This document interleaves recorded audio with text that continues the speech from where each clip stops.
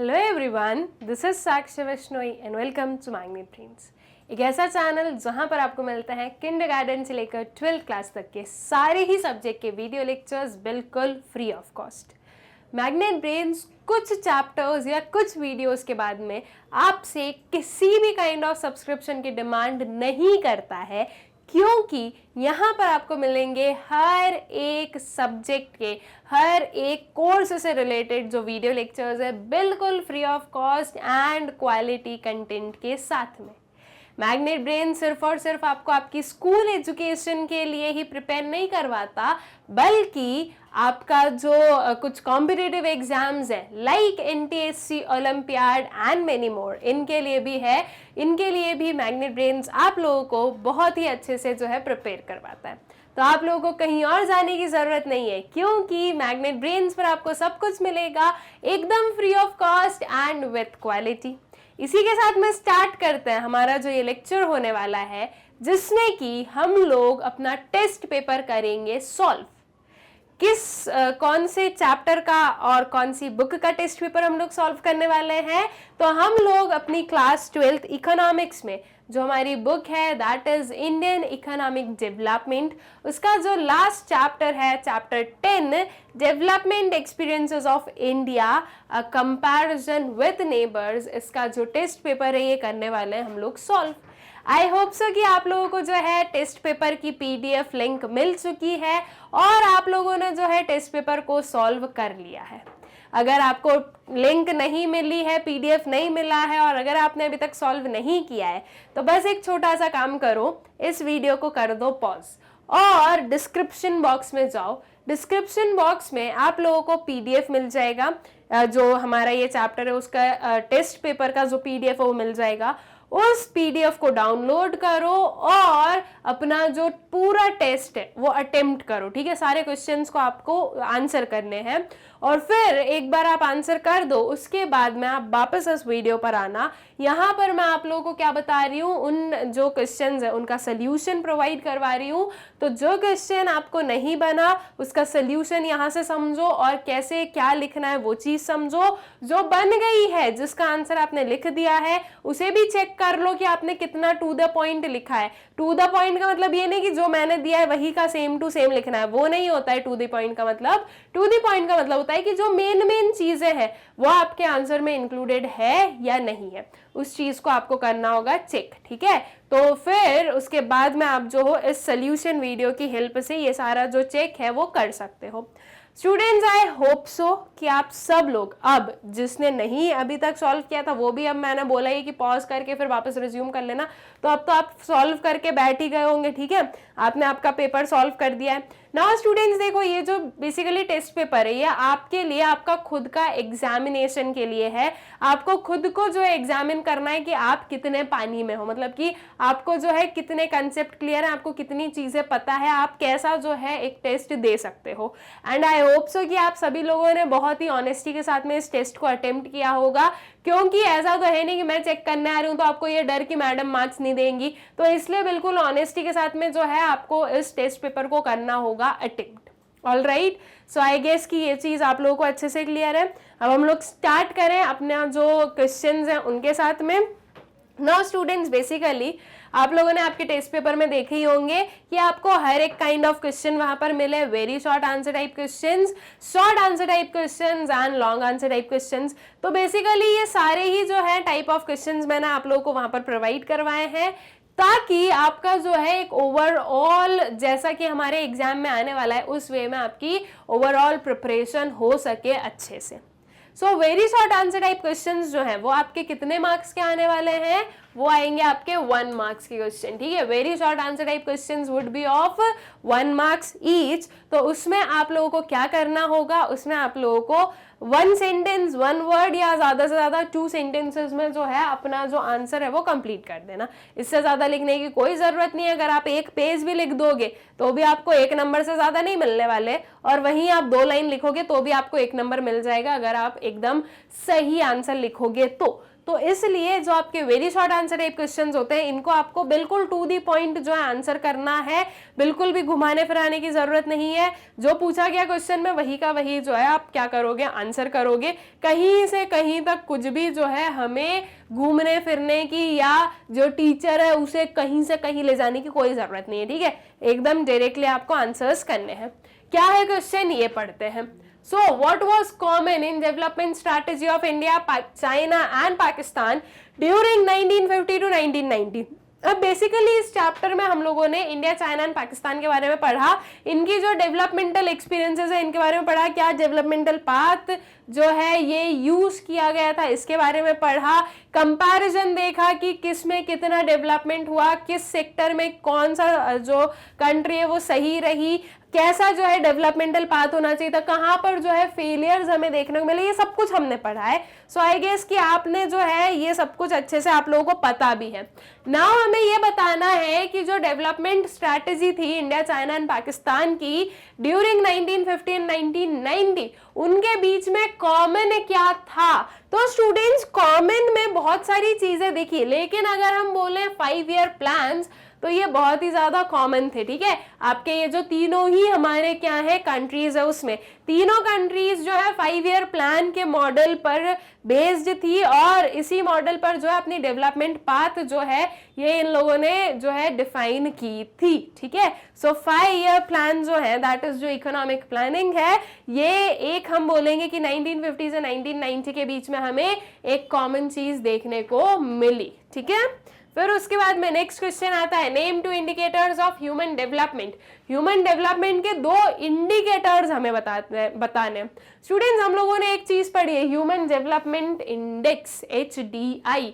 तो वो जो इंडेक्स के अंदर वेरियस हमारे क्या है, वेरियस हमारे फैक्टर्स है ना, उनमें से 2 फैक्टर्स आपको बता देना, क्योंकि आपको ये नहीं बोला गया है कि कोई स्पेसिफिक 2 बताओ, आपको बोला गया है कि नेम 2 इंडिकेटर्स। तो आप कोई भी 2 इंडिकेटर्स बता सकते हो जो कि ह्यूमन डेवलपमेंट जो है उसे शो करता है। तो क्या आ जाएंगे हमारे 2 इंडिकेटर्स, एक आ जाएगा आपका लाइफ एक्सपेक्टेंसी और एक हमने ह्यूमन डेवलपमेंट इंडेक्स ही बोल दिया कि ये जो पूरा ह्यूमन डेवलपमेंट इंडेक्स है वही जो है वो इंडिकेट कर रहा है, right. Human development index HDI की रेट एक अलग आती है, एक वैल्यू अलग आती है, ये चीज हम लोगों ने पढ़ी है। तो एक हमने ले लिया ह्यूमन डेवलपमेंट इंडेक्स और एक हमने लिया है लाइफ एक्सपेक्टेंसी एट बर्थ, ठीक है।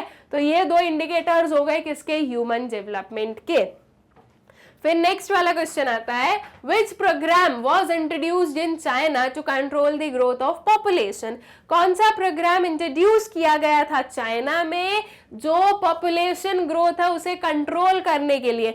बहुत ही इजी क्वेश्चन है, बहुत ही फेमस जो है ये प्रोग्राम इंट्रोड्यूस किया गया था चाइना में, जिसके बारे में हर एक पर्सन को पता है। कौन सा था स्टूडेंट्स, पॉपुलेशन ग्रोथ को कंट्रोल करना है तो एक सिंपल सा कौन सा प्रोग्राम था, 1 चाइल्ड नॉर्म, राइट। चाइना में 1 चाइल्ड नॉर्म जो है वो इंट्रोड्यूस किया गया था, जिसका क्या एक इम्प्लीकेशन था कि सिर्फ और सिर्फ एक चाइल्ड हो सकता है, राइट। ये जो हम लोग देखते हैं इंडिया में 2 बच्चे, 3 बच्चे, 4, 6, 7 बहुत है, राइट। वैसे ही चाइना में 1 चाइल्ड नॉर्म जो है वो लेकर आया गया था ताकि जो पॉपुलेशन है वो कंट्रोल की जा सके।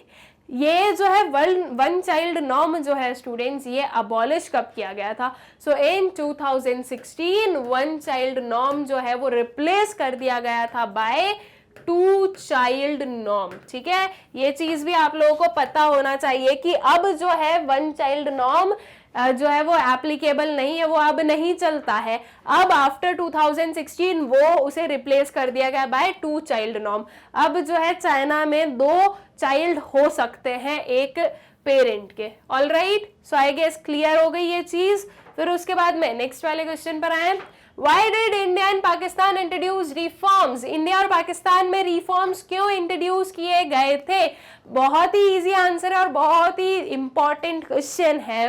ये हम लोगों ने तब भी पढ़ा है कि इंडिया और पाकिस्तान में जो है रिफॉर्म्स क्यों लाए गए थे, बिकॉज इंडिया और पाकिस्तान की जो इकोनॉमी है वो बहुत ही ज्यादा क्या हो गई थी, वो बहुत ही ज्यादा जो है डाउन चली गई थी। ठीक है, इकोनॉमिक ग्रोथ हमें नहीं देखने को मिल रही थी। इवन जो इंडिया और पाकिस्तान है वो बहुत ही ज्यादा हम बोलेंगे कि कर्ज में चली गई थी। ठीक है, डेप्थ में चली गई थी जो इकोनॉमी है वो। तो इन्होंने अप्रोच किया था आईएमएफ वर्ल्ड बैंक को कि हमें लोन दे दो। तो आईएमएफ और वर्ल्ड बैंक ने बोला कि हम लोन तो देंगे, लेकिन आपकी कंट्रीज में आपको क्या करना पड़ेगा, आपकी कंट्रीज में आपको रिफॉर्म्स लेकर आने पड़ेंगे। अगर आप रिफॉर्म्स लाओगे तो ही हम आपको लोन प्रोवाइड करेंगे। तो इंडिया और पाकिस्तान ने बोला कि ठीक है, हम जो है अपनी कंट्रीज में अपनी जो इकोनॉमीज हैं उनमें रिफॉर्म्स इंट्रोड्यूस कर देंगे, अब आप लोग हमें लोन दीजिए।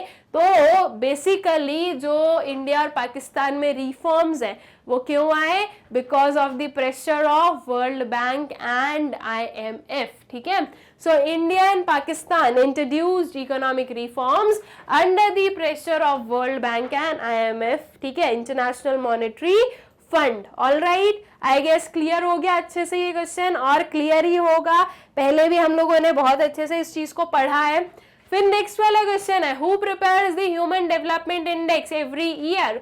जो ह्यूमन डेवलपमेंट इंडेक्स है वो कौन प्रिपेयर करता है हर साल, कौन सा इंस्टीट्यूट है जो कि इसे प्रिपेयर करता है। So that is United Nations development programme. ठीक है, जो ये यूएनडीपी है ये हर साल जो है हर एक कंट्री का जो HDI है, ह्यूमन डेवलपमेंट इंडेक्स है, ये करता है प्रिपेयर। ये जो है अपनी फाइंडिंग्स, अपनी जो भी इनके फिगर्स होते हैं ये प्रेजेंट करते हैं पूरी वर्ल्ड के सामने कि देखो इस कंट्री का HDI इतना है, इस कंट्री का HDI इतना है। अगर आपको किसी भी कंट्री का HDI फाइंड आउट करना है तो आप बिल्कुल गूगल कर सकते हो, आपको मिल जाएगा।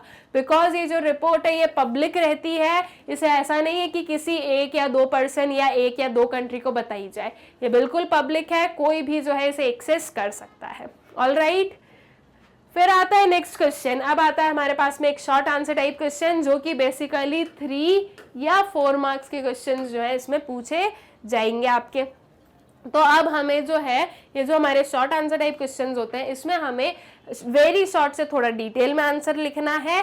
बहुत ज़्यादा जो है हमें बड़े बड़े पैराग्राफ्स नहीं बनाने हैं, हमें थोड़ा डिटेल में लिखना है। और इवन आपके जो शॉर्ट आंसर में जो आपसे क्वेश्चंस पूछे जाते हैं वो ऐसे ही पूछे जाते हैं कि आप इतना जो है सफिशिएंटली उसमें लिख पाओ, आपको जो है फालतू इधर उधर घुमाने की ज़रूरत नहीं पड़ती है। ठीक है, बेसिकली आप लोगों को ज़्यादा ट्राई करना है स्टूडेंट्स कि आप आंसर्स को पॉइंट में लिखो rather than paragraphs, because paragraphs को पढ़ना जो है ना वो एक एग्जामिनर के लिए बहुत मुश्किल हो जाता है।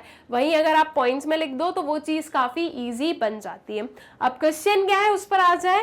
Right 3 observations pointing to growth story of India, China and Pakistan. हमें क्या बताना है, हमें 3 ऑब्जर्वेशंस जो है ये बताने हैं जो कि इंडिया, चाइना और पाकिस्तान की जो ग्रोथ स्टोरी है उसे जो है सॉरी उसे पॉइंट आउट करेगी। मतलब कि हमें कोई 3 ऑब्जर्वेशंस बताने हैं जिससे कि हम लोग बता सकें कि इंडिया, चाइना और पाकिस्तान में ग्रोथ कैसे हुई, इनिशियली हुई, थोड़ा लेटर फेज पे हुई, कब जो है इकोनॉमी में हमने डाउनफॉल देखा, कौन सी कंट्री का कितना स्पीड से हम देख रहे थे ग्रोथ हो रही थी। तो बस कुछ ये ऑब्जर्वेशंस हमें यहाँ पर बताने होंगे। ठीक है, तो इसका आंसर देखो, following observations highlight the growth story of India, China and Pakistan।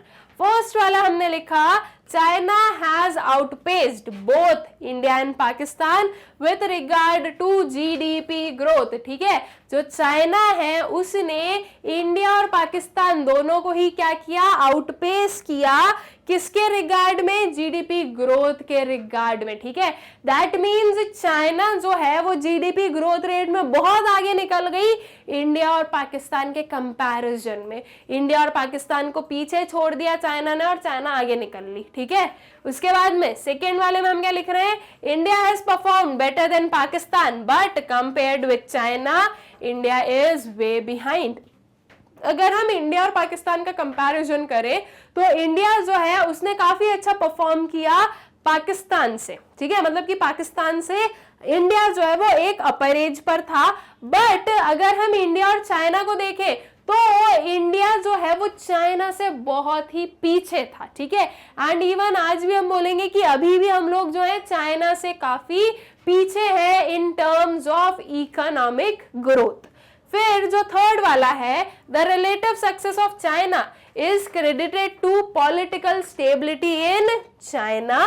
China has proved that the more relevant factor in the context of GDP growth is not the availability of resources but good governance by the state and good compliance by the citizen. ठीक है, ये जो China में हमने देखा कि एक काफी अच्छी ग्रोथ हुई है, उसके पीछे का रीजन क्या है? उसके पीछे का एक बहुत ही मेजर रीजन है पॉलिटिकल स्टेबिलिटी, ठीक है।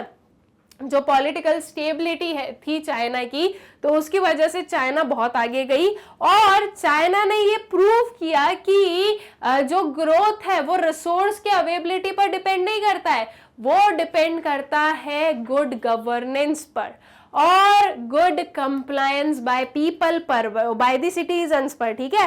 मतलब कि गवर्नेंस तो गुड है ही है, लेकिन साथ ही साथ जो सिटीजन्स का कंट्रीब्यूशन है, जो सिटीजन्स का सपोर्ट है, वो भी बराबर है, ठीक है। ये जो है ये चाइना से हमें समझ में आया है कि चाइना जो है इस चीज को बताती है कि देखो जो अवेलेबिलिटी ऑफ रिसोर्सेज है वो तो एक फैक्टर है, चलो ठीक है मान लिया, लेकिन उससे बड़ा फैक्टर क्या है? उससे बड़ा फैक्टर है कि जो गवर्नेंस है वो गुड होना और जो सिटीजन्स का जो हम बोले कंट्रीब्यूशन है वो भी बराबर गुड होना। ऑलराइट, तो ये कुछ क्या बनते हैं? हमारे ऑब्जर्वेशंस बनते हैं किस चीज के? इंडिया, चाइना और पाकिस्तान के जो डेवलपमेंट है उस पर, ठीक है, या हम बोले ग्रोथ स्टोरी है उस पर। ये हमने बहुत ही प्रिसाइज मैनर में 3 हमारे क्या लिख दिए? पॉइंट्स लिख दिए। देखो 3 मार्क्स का क्वेश्चन है, 3 ऑब्जर्वेशन पूछे, 1-1 मार्क्स 1-1 ऑब्जर्वेशन पर मिल जाएगा। ऑलराइट, तो इस वे से जो है ना आपके कुछ जो मार्क्स होते हैं वो डिवाइडेड होते हैं, ठीक। फिर नेक्स्ट वाले क्वेश्चन पर आए। नेक्स्ट क्वेश्चन क्या है अब? Right 3 observations pointing to re-emergence of poverty in Pakistan. हमें 3 ऑब्जर्वेशंस लिखने हैं जो कि किस साइड पॉइंट कर रहे हैं? जो कि पॉइंट कर रहे हैं री emergence of poverty in Pakistan. Pakistan जो है, मतलब कि पाकिस्तान में भी क्या हुआ? पहले ग्रोथ हुई, लेकिन फिर उसके बाद में वो वापस जो ग्रोथ है वो कम हो गई, ओके। और हमें एक जो है जो पाकिस्तान की इकोनॉमी है उसमें हमें डाउनफॉल देखने को मिला और उसकी वजह से काफी लोग जो है वो पुअर बनते गए, ठीक है। दैट मीन्स जो पॉवर्टी है वो वापस एमर्ज हो गई। तो ये क्या रीजन था, क्यों पॉवर्टी एमर्ज हुई वापस? या हम ये बोले कि क्यों पाकिस्तान की जो इकोनॉमी है उसमें हमें एक डाउनफॉल देखने को मिला? इसके जो है रीजंस हमें बताने हैं, इसे हमें करना है एक्सप्लेन। तो इसका आंसर हम लोग लिखते हैं following observations pointing to re-emergence of poverty in Pakistan. First वाला क्या हो गया? Lack of institutional reforms in agriculture because which this sector has remained volatile devoid of stability, ठीक है। इंस्टीट्यूशनल रिफॉर्म्स नहीं हुए एग्रीकल्चर सेक्टर में। जो एग्रीकल्चर सेक्टर है वो बेसिकली किस पर बेस्ड था? रेनफॉल पर बेस्ड था। वहां पर कोई भी टेक्निकल रिफॉर्म्स, कोई भी इंस्टीट्यूशनल रिफॉर्म्स नहीं हुए। तो अगर रेनफॉल अच्छी तो आपका जो एग्रीकल्चर प्रोड्यूस है वो अच्छा, और जो पाकिस्तान है वो भी काफी रिच था किसमें? एग्रीकल्चर प्रोडक्शन में। लेकिन क्योंकि उस सेक्टर में कोई भी जो है खास रिफॉर्म्स नहीं किए गए, तो इसकी वजह से वो सेक्टर भी क्या हो रहा था? वो सेक्टर में भी हमें एक डाउनफॉल देखने को मिला, जिसकी वजह से ऑब्वियस सी बात है कि उस पर डिपेंडेंट लोग क्या होते जाएंगे? पुअर होते जाएंगे। अगर उनके पास में जो है प्रॉपर प्रोडक्शन नहीं हो रहा है और उन्हें जो है क्या नहीं मिल रहे हैं, उन्हें जो है प्रॉपर प्रोडक्शन नहीं हो रहा, तो उसकी वजह से उन्हें उनकी ज्यादा इनकम नहीं हो रही है, तो वो पॉवर्टी वाली स्टेट तो अराइज होनी ही है। Lack of political stability in Pakistan leading to huge public expenditure on the maintenance of law and order. Political instability थी पाकिस्तान में। तो जब पॉलिटिकल स्टेबिलिटी नहीं होती है तो फिर ये प्रॉब्लम जरूर अराइज होती है। तो लैक ऑफ पॉलिटिकल स्टेबिलिटी थी, तो उसकी वजह से ह्यूज पब्लिक एक्सपेंडिचर किस पर जो है वो हो जाता था, maintenance of law and order पर। ये लॉ एंड ऑर्डर पर ही ज्यादा एक्सपेंडिचर हो रहा था, जहां पर जरूरत है वहां पर एक्सपेंसेस जो है वो जा नहीं रहे थे। तो उसकी वजह से भी जो है जो पावर्टी वाली स्टेट है वो वापस हमें देखने को मिल रही थी पाकिस्तान में, ठीक है।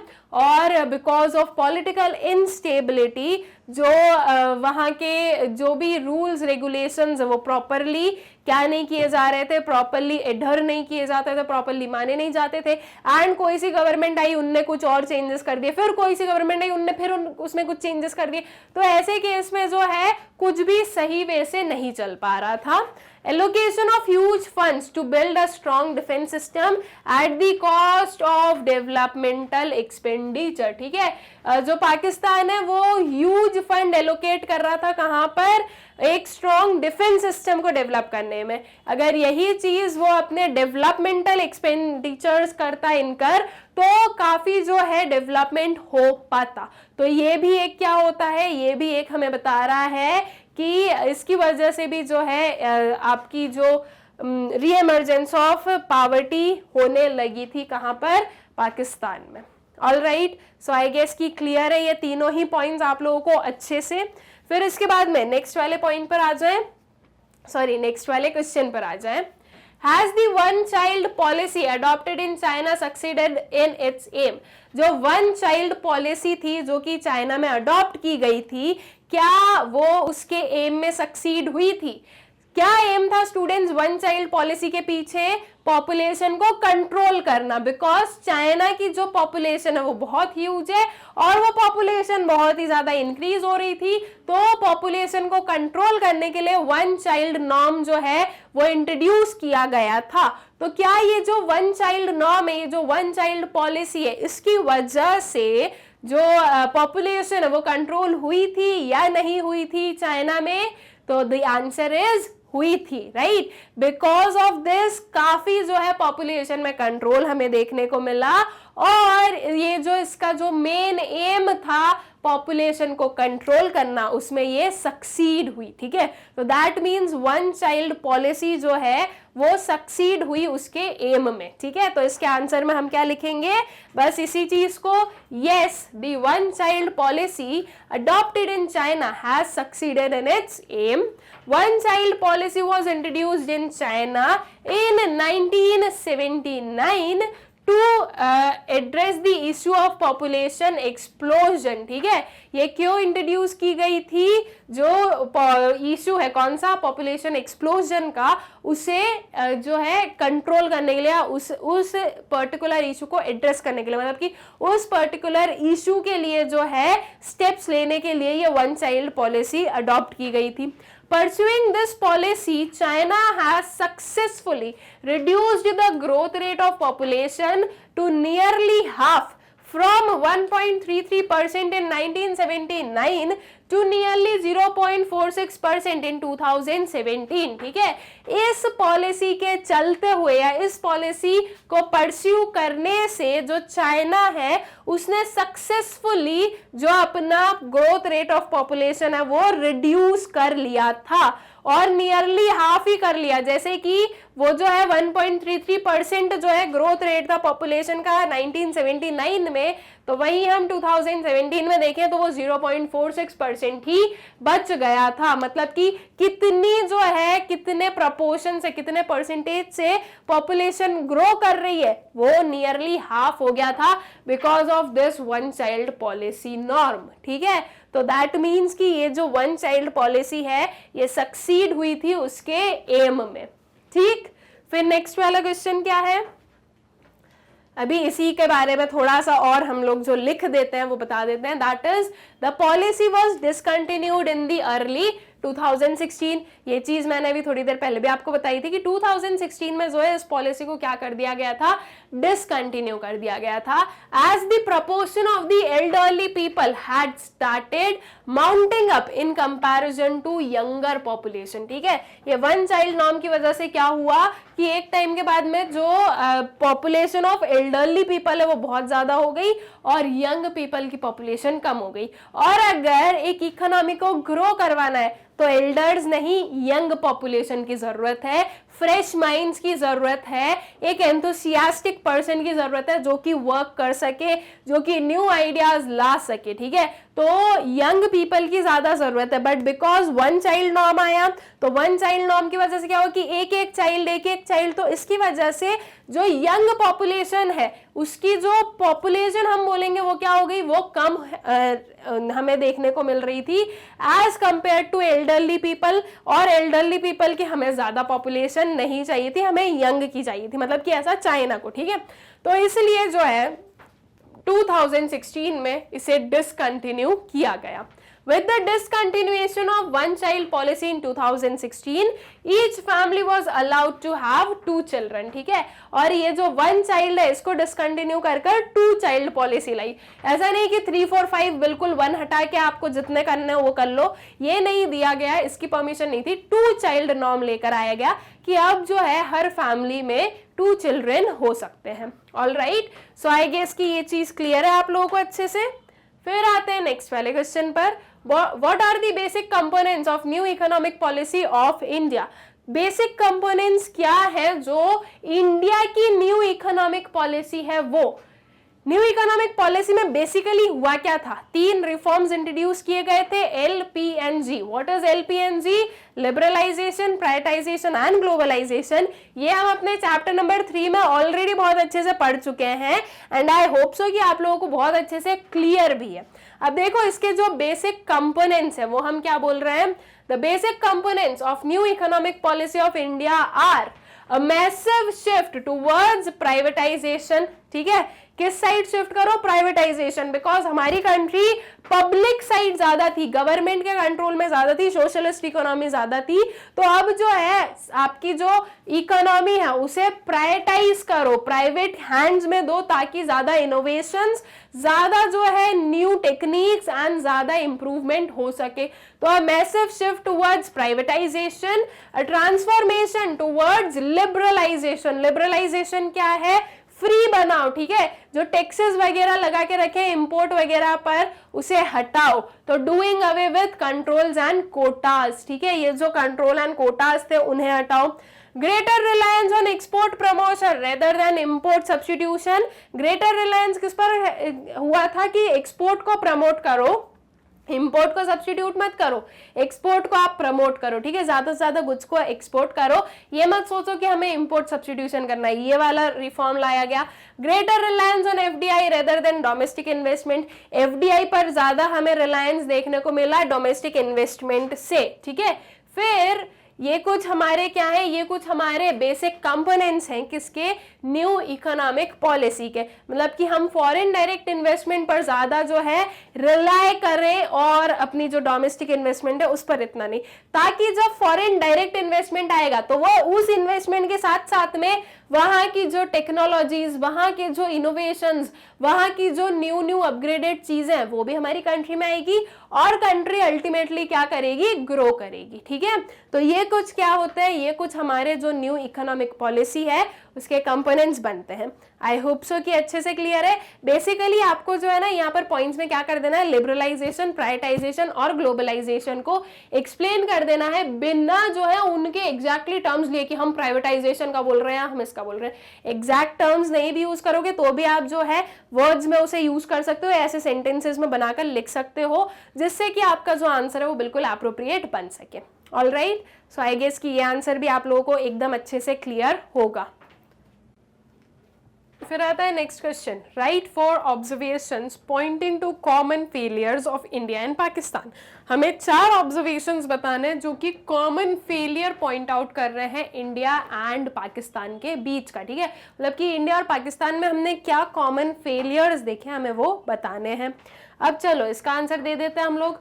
Following 4 observations highlight the common failure of India and Pakistan. First वाला है the relatively inward looking economic policies and high protection to domestic industry did not allow India and Pakistan to take timely advantage of globalisation. India और पाकिस्तान दोनों को ही independence मिली, उसके बाद में इनकी एक क्या ट्रेड स्ट्रैटेजी चली, इंपोर्ट सब्स्टिट्यूशन की, और जो है डोमेस्टिक इंडस्ट्रीज को प्रोटेक्ट करने के लिए बहुत ही हाई जो है कोटाज और जो है टैक्सेस टेरिफ्स लगा दिए गए थे इंपोर्ट्स पर, ताकि बाहर के जो गुड्स हैं वो हमारी कंट्री में ना आए।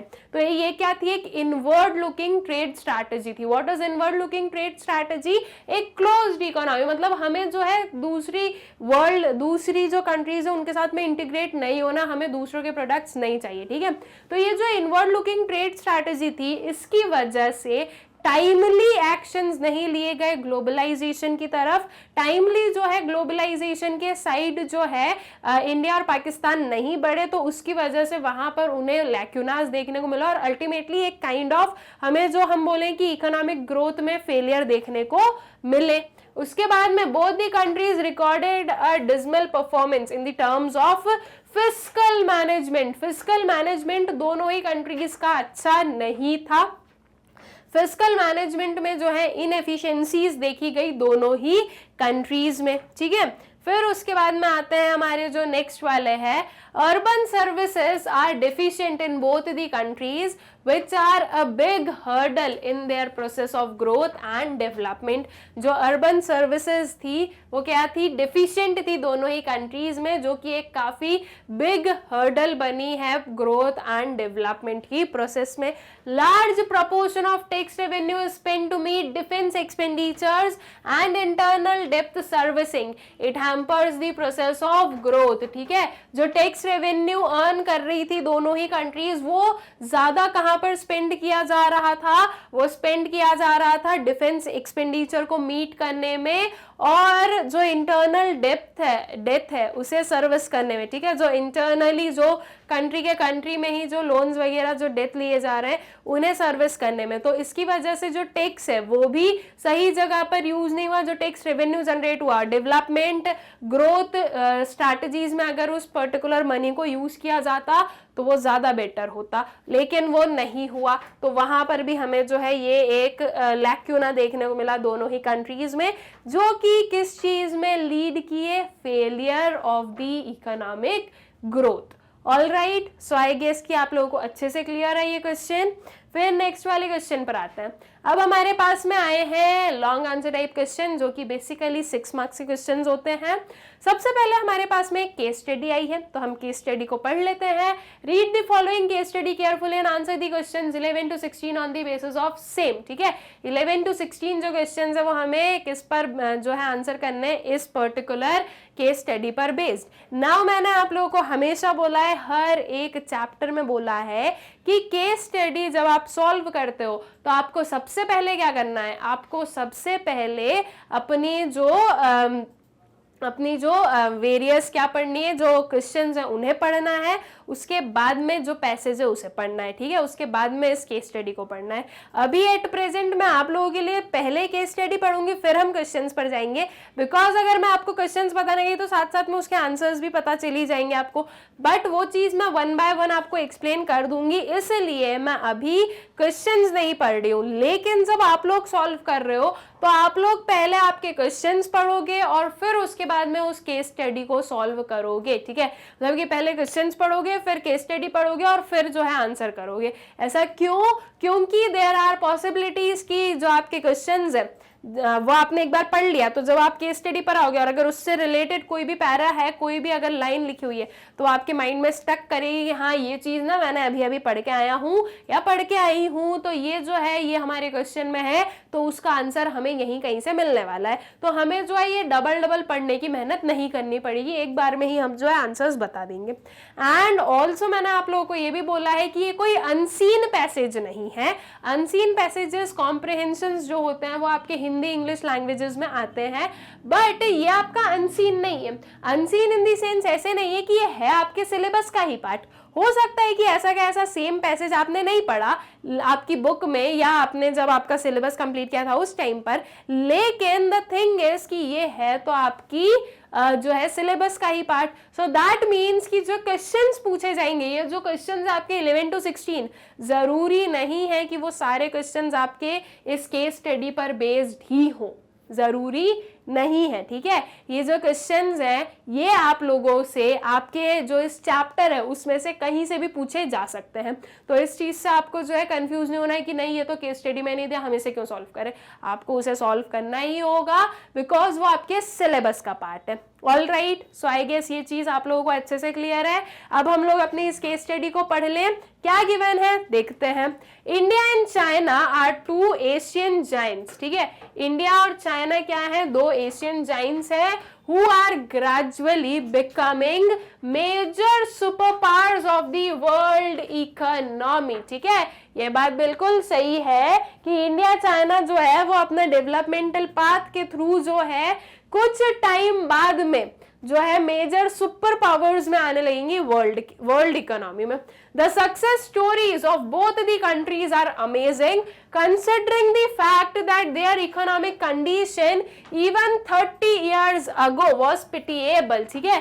जो दोनों ही कंट्रीज की सक्सेस स्टोरीज है वो काफी अमेजिंग है इस फैक्ट को कंसिडर करते हुए कि 30 साल पहले, 30 साल जो है बहुत ज्यादा जो है टाइम ड्यूरेशन नहीं होता है, 30 इयर्स पहले जो है इन दोनों ही कंट्री की जो इकोनॉमिक कंडीशन थी वो कैसी थी, पिटिएबल थी, मतलब कि ठीक है ऐसी वाली, ठीक है।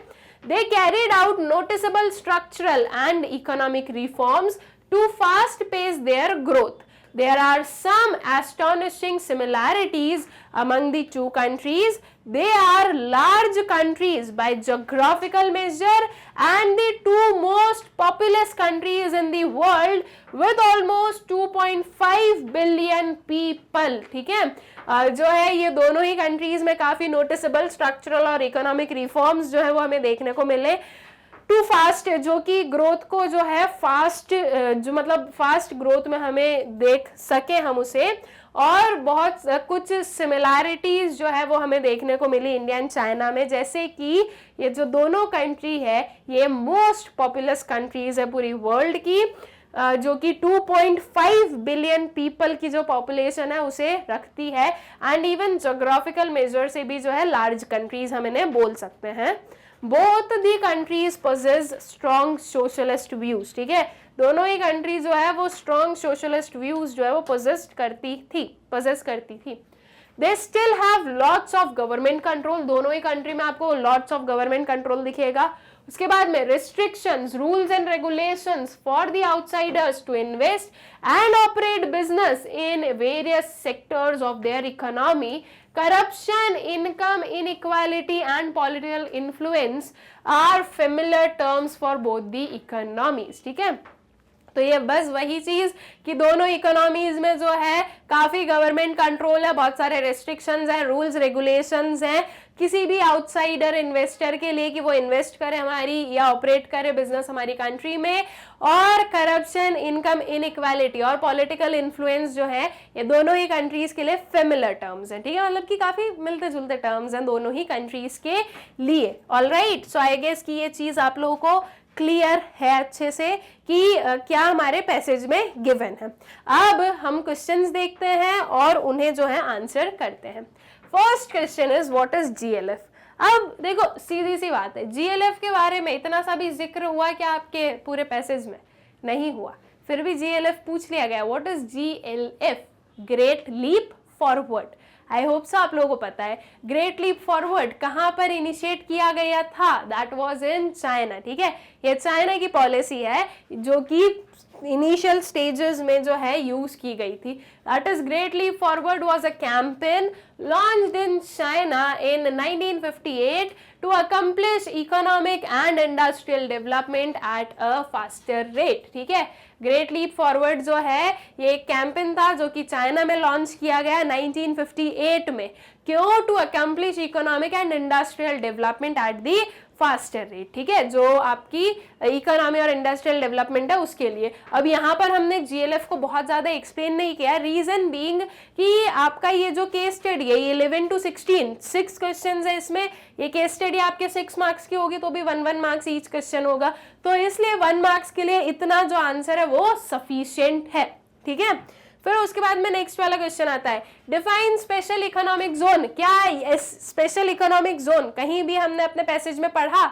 नहीं पढ़ा, लेकिन हमारे सिलेबस का तो पार्ट है ना, तो स्पेशल इकोनॉमिक जोन जो है वो हमारे सिलेबस का पार्ट है, इसलिए ये इसमें हम लोग लेने वाले हैं। So special economic zone is an area within the country where economic regulations are different from those in the rest of the country, ठीक है। स्पेशल इकोनॉमिक जोन वो एरिया होते हैं कंट्री के बीच में ही, कंट्री के ही वो एरिया है, वो पार्ट है जहां पर जो इकोनॉमिक रेगुलेशंस है वो डिफरेंट होते हैं बाकी पूरी कंट्री से, ठीक है। They are special economic zone, ठीक है। उन्हें एक स्पेशल क्या दिया गया है, स्पेशल उनके साथ में ट्रीटमेंट किया जा रहा है, ठीक है। दैट इज ऐसा पार्ट या ऐसा एरिया ऑफ द कंट्री जहां पर जो रेगुलेशंस है वो डिफरेंट है from the rest of the country, ठीक।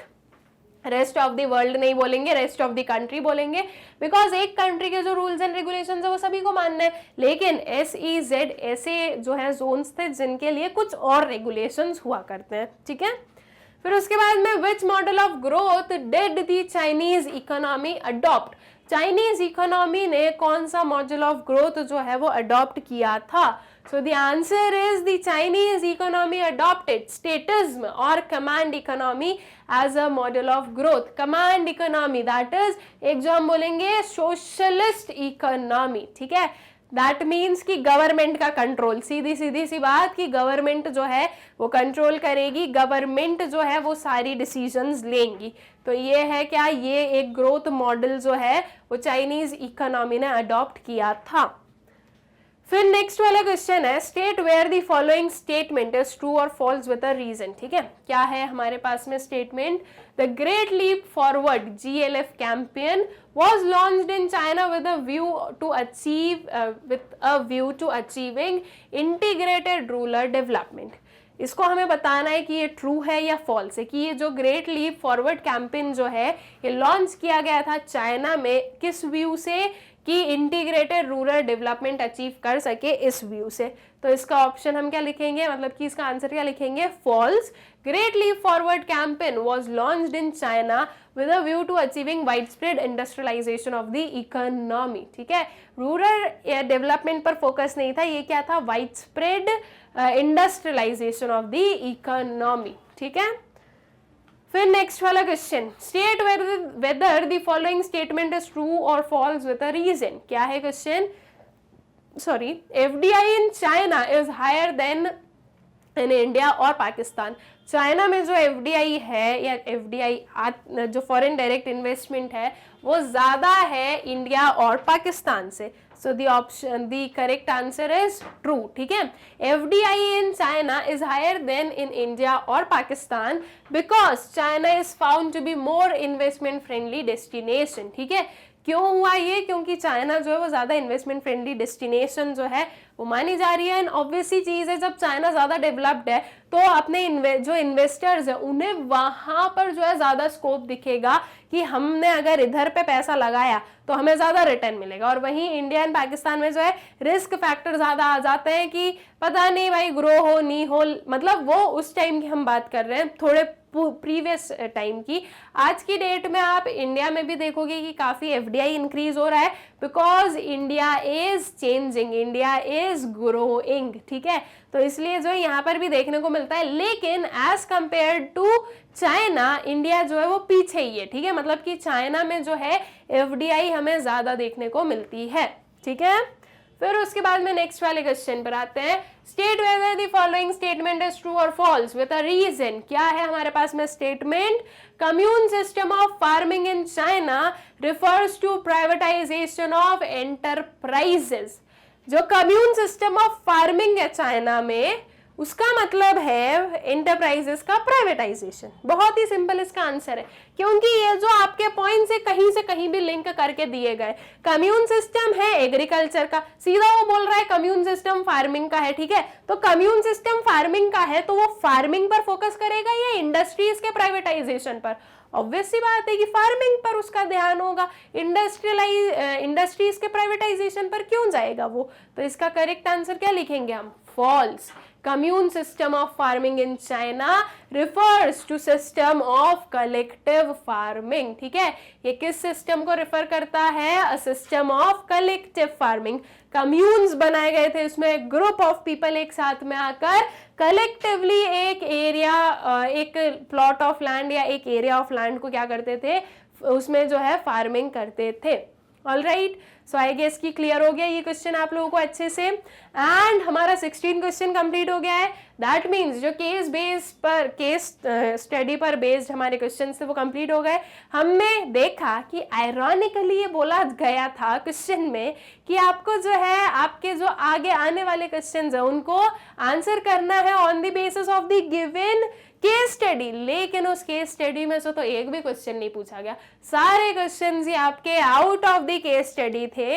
लेकिन हम ये नहीं बोलेंगे कि ये हमारे साथ में कुछ गलत हुआ या ये हमारे सिलेबस के अकॉर्डिंग नहीं था, बिकॉज ये जो सारे ही 6 क्वेश्चंस थे आपके सिलेबस से रिलेटेड थे, आउट ऑफ द सिलेबस नहीं पूछा गया था, इसलिए आपको इन क्वेश्चंस को बिल्कुल सॉल्व करना ही पड़ेगा।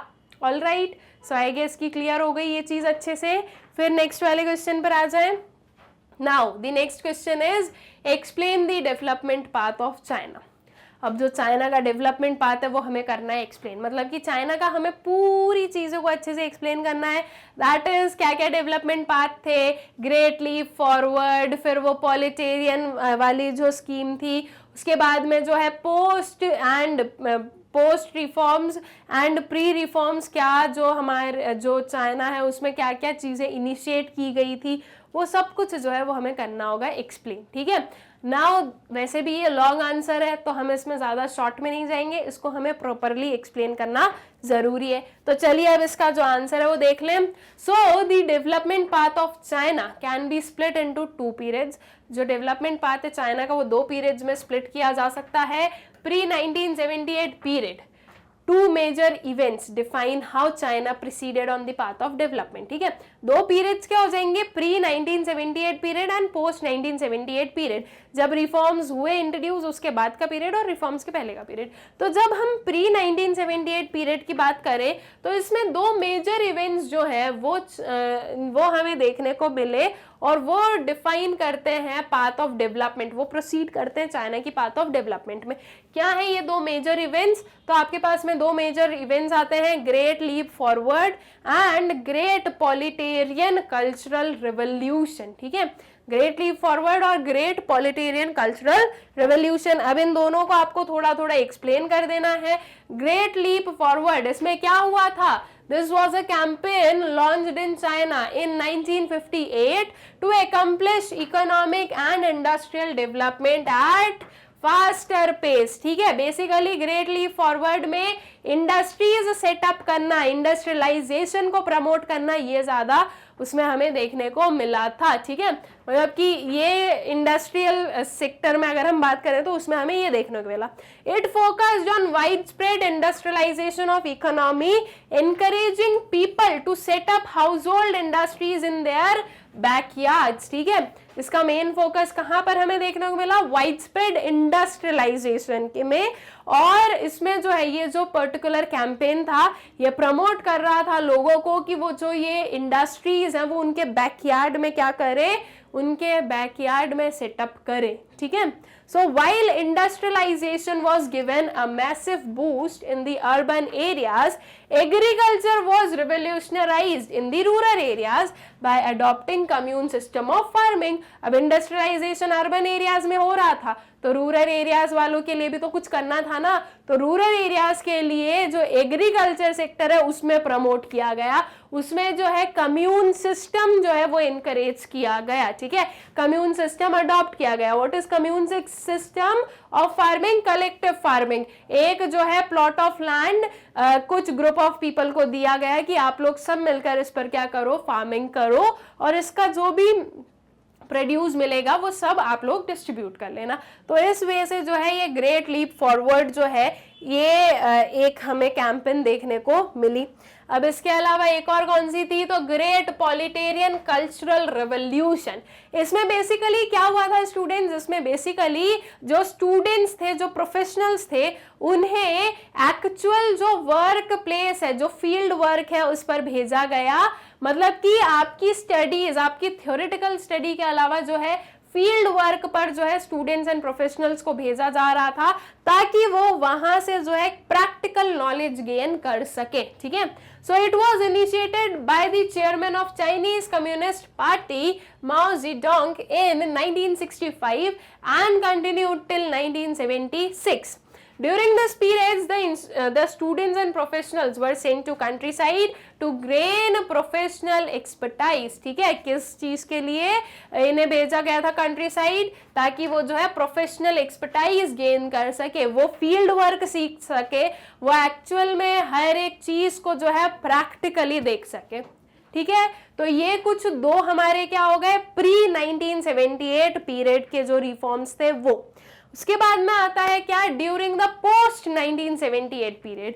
अब पोस्ट 1978 क्या चीज हमें देखने को मिली, so China introduced economic reforms by partially accepting the principle of market economy. ठीक है, अब पोस्ट 1978 में जो चाइना है उसने इंट्रोड्यूस किए इकोनॉमिक रिफॉर्म्स, पार्शियली एक्सेप्ट कर रहे थे कि उसको मार्केट इकोनॉमी को, मतलब कि जो चाइनीज इकोनॉमी है वो कंप्लीटली मार्केट इकोनॉमी में कन्वर्ट नहीं हुई, बट पार्शियली एक्सेप्ट कर रही थी। मतलब कि पहले सिर्फ और सिर्फ गवर्नमेंट का कंट्रोल था, बट आफ्टर पोस्ट 1978 अगर हम बात करें तो ये जो गवर्नमेंट थी वो प्राइवेट सेक्टर को भी जो है एंटर होने दे रही थी। ठीक है, उन्हें भी अलाउ कर रही थी कि आप लोग भी जो हो इस इकोनॉमिक डेवलपमेंट में वेरियस इंडस्ट्रीज और भी जो चीजें हैं उन सब में आप भी जो है डिसीजन मेकिंग वगैरह में एंटर कर सको। ठीक है, basically it involved a strategic shift from a system of closed economy with no role of FDI to a system of open economy with a significant reliance on FDI. तो basically यहाँ पर हो क्या रहा था कि जो एक क्लोज्ड इकोनॉमी है वहां से शिफ्ट हो रही थी जो चाइनीज इकोनॉमी है वो किसमें, एक ओपन इकोनॉमी में। ठीक है, तो ये चीज हमें देखने को मिली पोस्ट 1978 पीरियड। अब इसमें भी हम जो है दो फेजेस देख रहे हैं। First phase of economic reforms क्या हुआ था, तो in the first phase reforms were introduced in the agriculture sector which led to withdrawal of commune system of farming. First phase में क्या हुआ, एग्रीकल्चर सेक्टर पर जो है रिफॉर्म्स इंट्रोड्यूस किए गए, जिसमें कि जो कम्यून सिस्टम ऑफ फार्मिंग है इसे विड्रॉ किया गया। ठीक है, the commune land was divided into smaller pieces of land and allocated to individual households. जो एक कम्यून लैंड था, जो एक कलेक्टिव लैंड था, उसे क्या किया गया, उसे स्मॉलर पीसेस में डिवाइड कर दिया गया और एक इंडिविजुअल हाउस होल्ड को प्रोवाइड किया गया। मतलब कि अब जो है कलेक्टिवली फार्मिंग नहीं करनी है, उस कलेक्टिव लैंड को डिफरेंट स्मॉल पीसेस में डिवाइड कर कर एक पर्सन का एक लैंड बनाया गया था। ठीक है, however the land was allocated only for the purpose of farming devoid of ownership rights। ठीक है, बस वो जो लैंड था वो फार्मिंग पर्पस के लिए ही क्या किया गया था, प्रोवाइड करवाया गया था, वो जो है ओनरशिप राइट नहीं मिले थे। मतलब कि जिसके पास वो लैंड वो ओनर नहीं बना, उसका उसे रेंट पे नहीं करना पड़ा था, लेकिन वो उसका ओनर भी नहीं था। ठीक है, ओनरशिप जो है वो चाइनीज गवर्नमेंट के पास में ही थी। So thus the farmers were in a way tenants of the government of China, not the owners of the soil। ठीक है, ये क्या बन गए थे, टेनेंट्स बन गए थे गवर्नमेंट ऑफ चाइना के, और जो ओनर है वो नहीं थे। ठीक है, तो फर्स्ट फेज में हमें एग्रीकल्चर सेक्टर में जो रिफॉर्म्स है वो देखने को मिले। Second phase of economic reforms में क्या किया गया, so in the second phase reforms were initiated in the industrial sector. जो सेकेंड फेज था उसमें इंडस्ट्रियल सेक्टर में जो है रिफॉर्म्स इनिशिएट किए गए थे। These reforms include the following changes in the strategy of growth। और ये जो रिफॉर्म थे इसमें क्या हुआ था, क्या चेंजेस थे वो देखते हैं। So private sector enterprises were allowed to undertake production of goods, ठीक है, प्राइवेट सेक्टर एंटरप्राइज को जो है अलाउ किया गया कि वो जो है प्रोडक्शन ऑफ गुड्स कर सकती है। पहले सिर्फ और सिर्फ गवर्नमेंट करती थी, गवर्नमेंट का कंट्रोल था, लेकिन अब प्राइवेट सेक्टर को भी अलाउंस दी गई। The system of dual pricing was introduced, ठीक है, और थर्ड क्या था, special economic zones were set up to attract foreign investors, ठीक है। तो ये कुछ रिफॉर्म्स जो है ये इसके सेकेंड फेज में किए गए थे। तो बेसिकली ये सारे रिफॉर्म्स हम बोलेंगे जो कि चाइना में अंडरटेक किए गए थे। इसमें हमने दो पार्ट्स में डिवाइड किया, post 1978 and pre 1978 reforms. I hope सो कि ये पूरा ही आंसर आप लोगों को अच्छे से क्लियर हो गया है एंड आई होप सो कि इस आंसर को आपने जो है एकदम करेक्टली लिखा होगा। अगर सिर्फ आपसे एक टाइम पीरियड की पूछा जाता है कि आप बताओ पोस्ट 1978 प्री 1978 क्या रिफॉर्म्स, तो आप एक लिखते हैं, लेकिन आपको क्या बोला गया कि पूरा जो डेवलपमेंट पाथ है वो बताओ। तो क्या डेवलपमेंट पाथ था स्टार्टिंग टू द एंड, वो पूरा जो है हमें एक्सप्लेन करना जरूरी हो गया। ऑलराइट, सो आई गेस कि ये क्वेश्चन अच्छे से जो है क्लियर हो गया है आप लोगों को।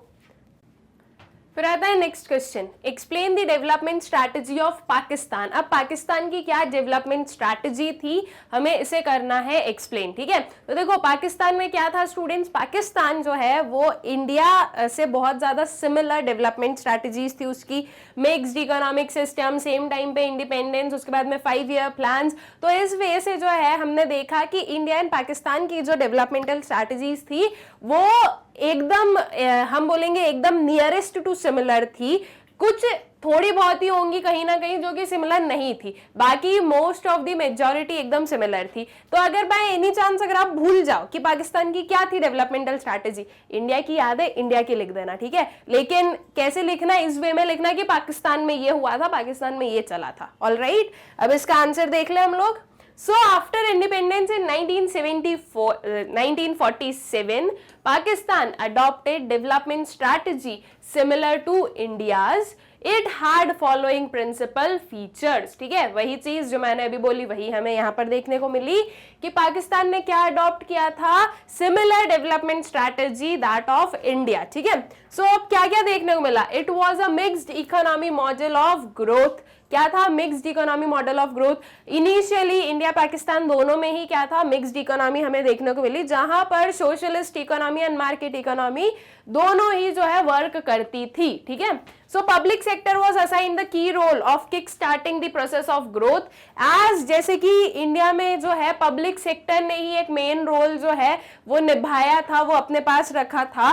कहने को मिक्स्ड इकोनॉमी थी, लेकिन जो मेन वर्क थे, जो मेजर रोल्स थे, जो ये ग्रोथ प्रोसेस को स्टार्ट करना, ये सब जो है किसने किया था, गवर्नमेंट ने किया था। एक सोशलिस्ट साइड हम बोलेंगे कि सोशलिस्ट इकोनॉमी हमें देखने को मिल रही थी, पब्लिक सेक्टर कर रहा था, ठीक है। सेम वे में पाकिस्तान में भी कहने को मिक्स्ड इकोनॉमी थी, लेकिन जो ये सारे main developmental processes, main developmental जो रोल्स थे, ये पब्लिक सेक्टर ही अंडरटेक कर रहा था, ठीक है।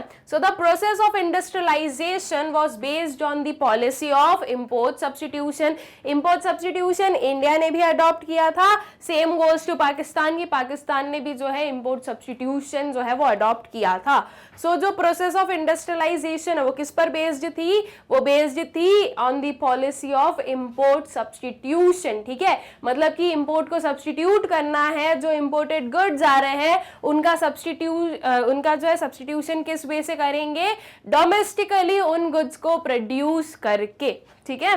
So it allowed protection to the domestic industry by way of heavy duty on the competing imports, ठीक है। ये जो है इसमें क्या हमें देखने को मिला कि ये जो इंपोर्ट सब्स्टिट्यूशन है इसने अलाउ किया था, इसकी वजह से जो है जो डोमेस्टिक इंडस्ट्रीज है वो प्रोटेक्ट हो रही थी, उनका जो है एक काइंड ऑफ प्रोटेक्शन हो रहा था, क्योंकि अगर इंपोर्टेड गुड्स आ रहे थे तो हमारी जो डोमेस्टिक इंडस्ट्रीज थी वो इतनी जो है डेवलप्ड नहीं थी, इतनी जो है फुल फ्लेज्ड मैनर से वर्क नहीं कर रही थी कि वो जो है इंपोर्टेड गुड्स को compete कर सके। तो इसलिए इंपोर्ट सब्स्टिट्यूशन जो है वो लगाया गया था।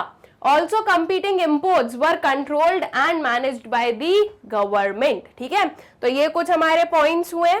उसके बाद में और क्या आएगा इसके अंदर, as in India green revolution was the hallmark of change in agriculture sector which raise the production of food grains. ठीक है, एज जैसे कि इंडिया में था वैसा ही पाकिस्तान में भी हुआ, इंडिया ने ग्रीन रेवोल्यूशन अडॉप्ट किया, इंट्रोड्यूस किया, सेम गोज टू पाकिस्तान कि वहां पर भी जो है ग्रीन रेवोल्यूशन लेकर आया गया था, जो कि एक चेंजिंग हम बोलेंगे कि सिनेरियो था फॉर द एग्रीकल्चर सेक्टर। जो एग्रीकल्चर सेक्टर था वो चेंज हुआ था बिकॉज ऑफ ग्रीन रेवोल्यूशन। ठीक है, so capital goods industry were nationalised with a thrust on public sector investment. जो कैपिटल गुड इंडस्ट्रीज थी वो क्या हुई, वो नेशनलाइज की गई with other thrust of public sector investment. ठीक है, जो कैपिटल गुड इंडस्ट्रीज थी उन्हें नेशनलाइज कर दिया गया, उन्हें जो है पब्लिक सेक्टर के अंडर लेकर आ गया।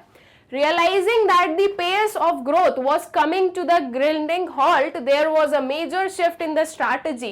During 1980s, denationalization and privatization became the core elements of the development strategy. FDI became the fulcrum of growth. Process of growth was linked with the process of globalization. ठीक है, तो अब यहाँ तक तो ये सारी चीजें हुई, उसके बाद में समझ में आया कि जो कंट्री है वो बहुत ही ज्यादा क्या हो गया है, कंट्री में हम देख रहे हैं कि जीडीपी या ग्रोथ रेट बहुत ही लो चल रहा था। तो फिर ऐसे केस में क्या हुआ था, रिफॉर्म्स लेकर आए गए थे, right, LPG reforms as in India, same goes to Pakistan, right. जो पाकिस्तान है उसके पास भी बहुत ज्यादा क्या हो गया था, डेथ हो गई थी, तो उस डेप्थ की वजह से उन्होंने जो है लोन की डिमांड करी, एंड जब लोन की डिमांड करी तो वर्ल्ड बैंक और आईएमएफ ने क्या कहा कि हम आपको जो है financial assistance that is loan provide करेंगे, बट उसके लिए हमारी कुछ कंडीशंस हैं, और वो कंडीशंस ये है कि आपको आपकी कंट्री में रिफॉर्म्स इंट्रोड्यूस करने पड़ेंगे। हेंस ये जो एलपीजी रिफॉर्म्स है ये जो है इंट्रोड्यूस किए गए, इसे अडॉप्ट किया गया। ठीक है, यहाँ पर ये जो नेशनलाइजेशन किया था, जो पब्लिक सेक्टर अंडरटेकिंग के अंदर जो है ये इंडस्ट्रीज आई, उनका डीनेशनलाइजेशन हो रहा था, दैट मीन्स प्राइवेटाइजेशन किया जा रहा था। उसके बाद में जो है ग्लोबलाइजेशन लाया गया, लिबरलाइजेशन लाया गया। तो ये जो है जब रियलाइज हुआ कि आपकी कंट्री जो है वो बहुत ही ज्यादा जो है नीचे जा रही है, तो फिर ऐसे केस में ये रिफॉर्म्स इंट्रोड्यूस किए गए थे। ऑलराइट, तो these were some of the developmental strategies of Pakistan.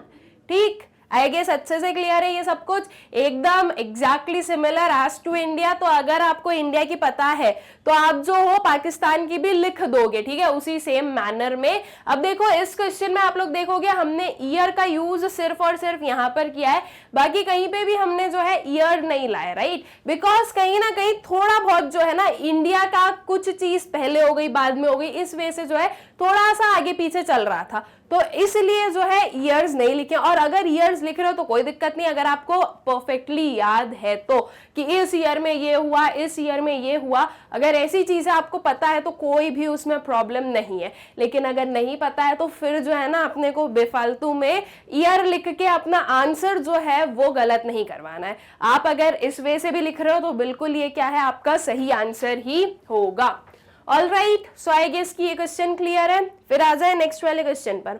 State the important parameters of human development. जो इंपॉर्टेंट पैरामीटर्स है किसके, ह्यूमन डेवलपमेंट के, ये हमें जो है शो करने, ये हमें स्टेट करने हैं। ठीक है, क्या पैरामीटर्स है, लाइफ एक्सपेक्टेंसी, मतलब कि सीधी सी बात है कि जो ह्यूमन डेवलपमेंट है उसे हम कैसे शो करते हैं, या ह्यूमन डेवलपमेंट को हम कैसे जो है बताते हैं कि अच्छा इस कंट्री का ह्यूमन डेवलपमेंट ये है या ये है।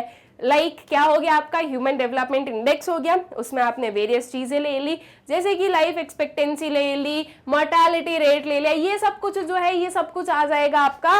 और ये सब कुछ जो है ये आपके एक ह्यूमन डेवलपमेंट को शो करता है। ह्यूमन का एक चीज आपको शो की जाती है कि इस जो है एक कंट्री का ह्यूमन जो है, ह्यूमन कैपिटल हम जो बोले हैं वो कैसा है। ठीक है, तो इसके पैरामीटर्स क्या हो गए, life expectancy. What do you mean by life expectancy, life expectancy rate का मतलब होता है वो एज जो कि एक्सपेक्टेड है एक पर्सन से कि वो इतनी एज जो है या इतनी जो है इसकी लाइफ होने वाली है, ठीक है, कितनी एक्सपेक्टेड लाइफ है, ये हम लोग इस पर्टिकुलर रेट को बोलते हैं लाइफ एक्सपेक्टेंसी रेट, ठीक है।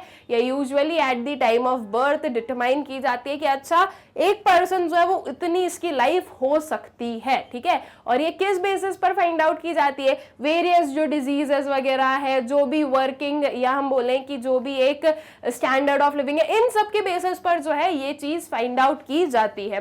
सो हायर द बेटर, जितनी हायर लाइफ एक्सपेक्टेंसी उतनी बेटर है। अब मैं बोल दूं लाइफ एक्सपेक्टेंसी रेट है क्या, या लाइफ एक्सपेक्टेंसी कितना है, 44 इयर्स ऑफ एज, ठीक है, या फिर मैं बोल दूं कि ये 60 इयर्स है, या फिर मैं इसकी जगह पे बोल दूं कि ये 75 इयर्स है, तो सबसे अच्छा कौन सा है, ये 75 इयर्स। ये आपको बता रहा है कि ऑन एन एवरेज आपकी कंट्री के जो लोग हैं वो 75 इयर्स ऑफ एज जो है वो अटेन करते हैं। लेकिन अगर मैं वही बोल दूं 44 इयर्स ऑफ द एज, तो ये चीज हमें बता रही है कि आपकी कंट्री के जो लोग हैं वो ऑन एन एवरेज 44 इयर्स ही जो है उनकी लाइफ होती है। तो ये चीज सही नहीं है, 44 years of age is very less. और ये लेस क्यों होगी, अब इस 44 होने के पीछे कुछ ना कुछ कारण होंगे, जैसे कि हो सकता है कि आपकी कंट्री की जो हेल्थ फैसिलिटीज है वो अच्छी नहीं है, लोगों को जो है प्रॉपर हेल्थ अवेयरनेस नहीं है, उसकी वजह से हो रहा है, कोई डिजीजेस की वजह से हो रहा है, कोई कुछ भी जो कारण है वो सारे क्या शो कर रहे हैं कि आपकी कंट्री में प्रॉपर डेवलपमेंट नहीं है, ठीक है।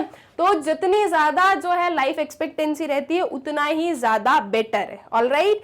सो हायर दी बेटर। उसके बाद में adult literacy rate, what is literacy rate या अडल्ट लिटरेसी रेट। जब हम अडल्ट की बात करते हैं ना तो बच्चे नहीं आते उसमें, ये 3 से 5 साल के, 3 से 14 इयर्स के, ये नहीं है, ये these are not adult. Adult कौन है, अडल्ट आपके होते हैं 18 to 25 या 18 to 30 इयर्स, ठीक है, इस वे से हम लोग बोलेंगे, या उसे हम 16 ईयर्स से भी बोल सकते हैं। So adult literacy rate that means कि कितने लोग जो हैं वो लिटरेट हैं पर 1000, जो हम बोलेंगे कि पर 1000 पॉपुलेशन में कितने लोग लिटरेट हैं, ये होगा आपका अडल्ट लिटरेसी रेट। तो ये भी क्या है, हायर दी बेटर, ऑब्वियस सी चीज है, इसमें तो कोई डाउट ही नहीं है कि ये हायर दी बेटर क्यों होगा। जितना ज्यादा लिटरेसी रेट उतना ही ज्यादा अच्छा है, और जितना कम लिटरेसी रेट ये शो कर रहा है कि आपकी कंट्री में उतने ही कम लोग जो है वो लिटरेट हैं, उतने ही कम लोग जो है उन्हें नहीं आता लिखते पढ़ते। तो वो चीज बिल्कुल भी सही नहीं है, राइट। हम यही सोचेंगे कि जितना ज्यादा जो है लिटरेसी रेट हो उतना ज्यादा क्या है, बेटर रहेगा। उसके बाद में percentage of population below poverty line. अब इसमें क्या होगा, हायर दी बेटर और लोअर दी बेटर। ऑब्वियस सी बात है लोअर दी बेटर, जो कितनी पॉपुलेशन है, कितना परसेंटेज ऑफ पॉपुलेशन है जो कि पॉवर्टी लाइन के बिलो रहती है। ऑब्वियस सी बात है, if we are talking of development, if we are talking of growth, तो इसका मतलब क्या है कि आपकी जो कंट्री है उसमें पॉवर्टी भी कम हो, राइट, पुअर पीपल कम हो। क्योंकि पुअर पीपल कम है तभी तो हम बोल रहे हैं कि हाँ हमारी कंट्री जो है वो एक्चुअल में ग्रो कर रही है। अगर आपकी ज्यादा प्रपोर्शन या ज्यादा percentage of population below poverty line है तो वो चीज सही नहीं है। तो अगर हम बात कर रहे हैं percentage of population below poverty line, तो इसमें क्या बोलेंगे, लोअर दी बेटर, जितना कम उतना ही ज्यादा अच्छा। फिर है इन्फेंट मोर्टेलिटी रेट, ये भी क्या आएगा, लोअर दी बेटर। क्यों, इन्फेंट मोर्टेलिटी रेट का मतलब क्या होता है, इन्फेंट मोर्टेलिटी रेट का मतलब है कि पर 1000 लाइव बर्थ्स कितने इन्फेंट्स हैं जिनकी डेथ हो जाती है। अब इन्फेंट्स कौन होते हैं, 0 to 1 ईयर्स जिसकी एज है, ठीक है, तो इन्हें हम इन्फेंट बोलते हैं। और पर 1000 जो बर्थ हो रहे हैं उसमें कितने चाइल्ड हैं, कितने चिल्ड्रन हैं जिनकी डेथ हो रही है टिल 1 ईयर ऑफ एज, ठीक है, या फिर मैं इस चिल्ड्रन की जगह पर better word would be infants, ठीक है, कितने इन्फेंट्स हैं जिनकी डेथ हो रही है, वो होता है हमारा इन्फेंट मोर्टेलिटी रेट। तो ये जितना कम है उतना ज्यादा बेटर है, क्योंकि अगर इसकी जो है अगर ये रेट ज्यादा है तो वो शो करेगा कि पर 1000 बर्थ आपकी जो कंट्री है उसमें इतने इन्फेंट्स की क्या हो जाती है, डेथ हो जाती है। जैसे कि मैं बोल दूं कि 500 है तो दैट मीन्स इसका मतलब क्या हुआ कि पर 1000 लाइव बर्थ 500 इन्फेंट्स ऐसे हैं जिनकी डेथ हो जाती है before 1 year of the age, ठीक है। तो ये शो कर रहा है कि हेल्थ जो साइड है हमारा, जो हेल्थ का पूरा हमारा एक हम बोलेंगे इंफ्रास्ट्रक्चर ले लो, पूरी जो अवेयरनेस है वो ले लो, सब कुछ रिलेटेड टू हेल्थ वो काफी जो है लैक कर रहा है, क्योंकि कहीं ना कहीं जो है या तो प्रेगनेंसी पीरियड में या फिर बर्थ के टाइम पर कोई ना कोई प्रॉब्लम्स हुई होंगी, कोई ना कोई कमी रही है जिसकी वजह से ये हो रहा है। तो ये जितना कम है उतना ज्यादा बेटर होगा, ठीक है। तो लोअर द बेटर। फिर आता है maternal mortality rate. What is maternal mortality rate?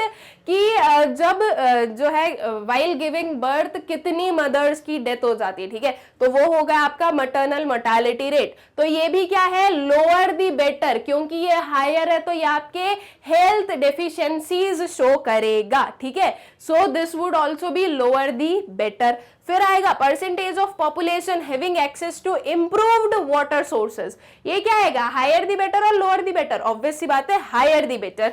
क्या है हमारा पॉइंट कि percentage of population having access to improved water sources. Water improved water sources जो है उस चीज का एक्सेस कितनी परसेंटेज ऑफ पॉपुलेशन को मिल रहा है, मतलब कि हम बोले कि क्लीन वाटर कितनों को मिल पा रहा है, एक्चुअल में जो इंप्रूव्ड वाटर सोर्सेज हैं वो कितने लोग एक्सेस कर पा रहे हैं। तो ये जितना ज्यादा हाई होगा उतना अच्छा होगा। ये क्या शो करेगा, हाई होकर क्या शो करेगा कि आपकी कंट्री की एक काफी मेजर पॉपुलेशन के पास में जो है प्रॉपर वाटर सोर्सेज है, क्लीन वाटर सोर्सेज है, जिनकी वजह से बहुत सारी जो हेल्थ डिजीजेस हो सकती है अगर हम जो है डर्टी वाटर या अनक्लीन वाटर को अगर हम कंज्यूम करें तो उसकी वजह से बहुत सारी डिजीजेस हो सकती है, तो उनसे बचा जा सकता है। तो this is what, higher the better. फिर आता है percentage of undernourished population. ये क्या होगा, लोअर द बेटर, ठीक है।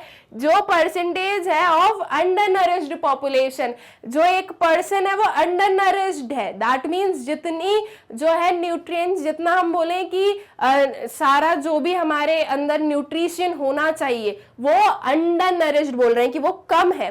तो अंडर नरिश्ड जो पॉपुलेशन होती है, जो लोग होते हैं, उनकी हालत हम लोग देख सकते हैं, या अगर प्रॉपर हिंदी में हम लोग इसका वर्ड बोले तो दैट इज व्हाट, कुपोषित, राइट।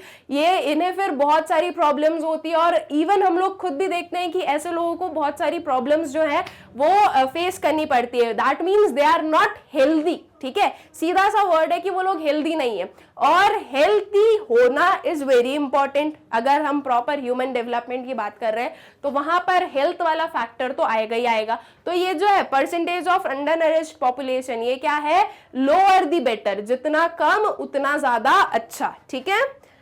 फिर ओके, सो इतने सारे ये हैं हमारे कुछ ह्यूमन डेवलपमेंट, ठीक है, ह्यूमन डेवलपमेंट के पैरामीटर्स की। एक ह्यूमन का जो डेवलपमेंट है वो हम इन सारे पॉइंट्स के बेसिस पर बताते हैं। आई गेस कि अच्छे से क्लियर हो गई ये चीज, ये जो क्वेश्चन था अच्छे से क्लियर है। अब देखो, अगर मान लो कि आपसे जो है कोई भी एक या दो इसमें से पूछ लिए जाए कि आपको जो है एक दो पैरामीटर्स बताने, तो आप फिर इतना प्रिसाइज फॉर्म में नहीं लिखोगे। आपको क्या करना है, आपको एक थोड़ा थोड़ा इसे एक्सप्लेन भी करना है। जैसे मैं अभी ओरली आपको एक्सप्लेन कर रही थी, जब आप एग्जाम में लिखोगे तो आपको इसे रिटन फॉर्म में जो है एक्सप्लेन करना है, ठीक है।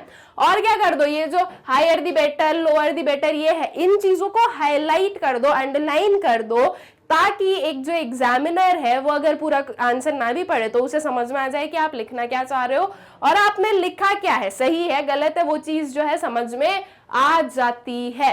ऑलराइट, सो आई गेस कि ये क्वेश्चन जो है अच्छे से क्लियर हो गया है। फिर नेक्स्ट वाले क्वेश्चन पर आ जाते हैं।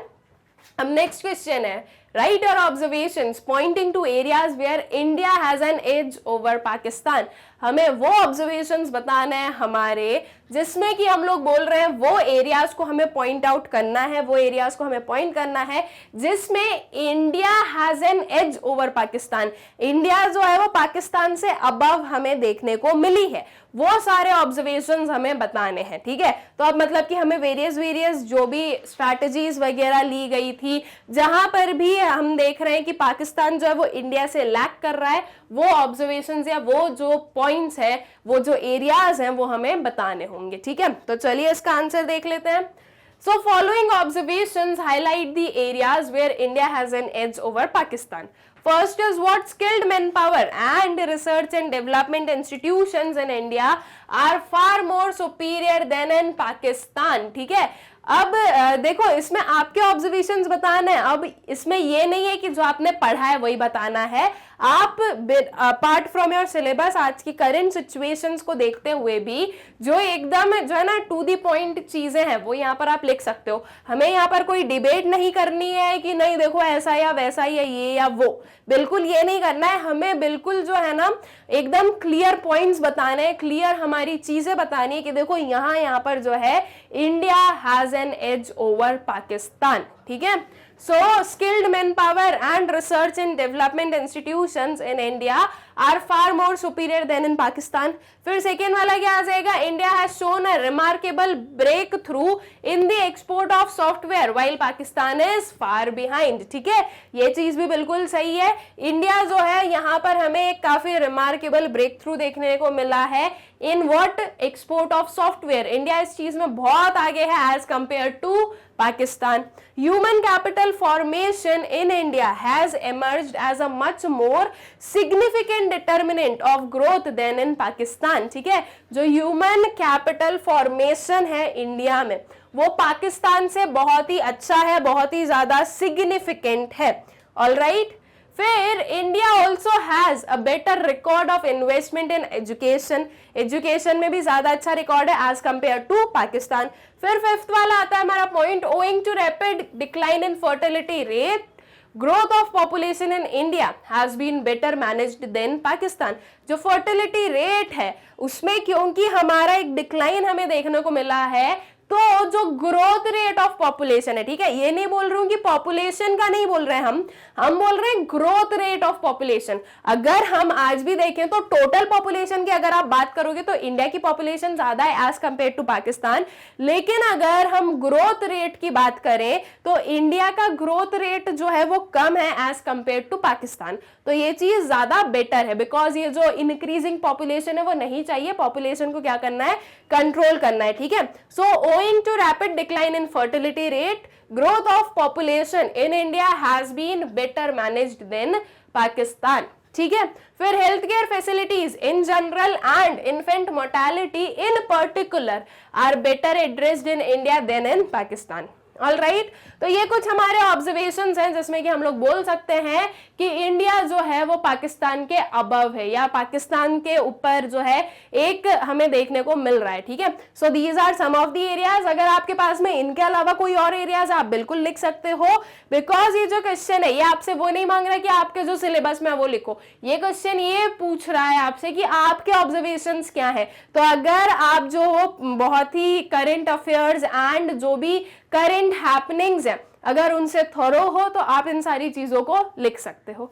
सो आई गेस कि ये क्वेश्चन आप लोगों को क्लियर हो गया है। ठीक है, फिर आता है question, state giving valid reasons whether the following statements are true और फॉल्स। ये स्टेटमेंट्स हमें पढ़नी है और हमें विद वैलिड रीजंस बताना है कि ये स्टेटमेंट्स जो है ये ट्रू है या फॉल्स है। क्या है statement, one child policy in China since 1979 has not reduced the growth rate of population. जो वन चाइल्ड पॉलिसी है चाइना की जो कि सिंस 1979 हम लोग बात करें, has not reduced the growth rate of population. क्या ये नॉट सही है? क्या जो ये वन चाइल्ड पॉलिसी है ये रिड्यूस नहीं कर पाई थी पॉपुलेशन ग्रोथ को या फिर कर पाई थी? कर पाई थी। हम लोगों ने इसी पर्टिकुलर वीडियो में पहले पढ़ लिया है कि ये जो आपकी वन चाइल्ड पॉलिसी थी चाइना की वो सक्सेसफुल रही थी। तो ये जो नॉट लिखा है ये इस वाली स्टेटमेंट को क्या बना देता है, फॉल्स बना देता है। ऑलराइट, फिर नेक्स्ट क्या है, in the context of growth process low density of population has been of great advantage to China compared with India and Pakistan. अगर हम ग्रोथ प्रोसेस के कंटेक्स्ट में बात करें तो जो लो डेंसिटी है पॉपुलेशन की चाइना में वो एक ग्रेटर एडवांटेज रही है चाइना के लिए as compare to Pakistan and India. और आपका जो थर्ड वाला है वो क्या बोल रहा है, Pakistan has perform better than India in reducing the percentage of BPL population, that is below poverty line population. अब हमें इसका जो है करेक्ट आंसर बता देना है। फर्स्ट वाला हमने बोल दिया फॉल्स बिकॉज वो सक्सेसफुल रही थी। So one child policy in China adopted in 1979 has been very successfully pursued and it has reduced the population growth rate to nearly half from 1.33% in 1979 to 0.47% in the recent past। ठीक है, तो आई guess की first वाला point तो आपको बहुत अच्छे से क्लियर है। फिर सेकेंड वाले पर आते हैं। सेकेंड वाला हम क्या बोल रहे हैं, ट्रू है कि हाँ ये जो लो डेंसिटी रेट था किसका, चाइना में, वो एक काफी एडवांटेजियस रहा है।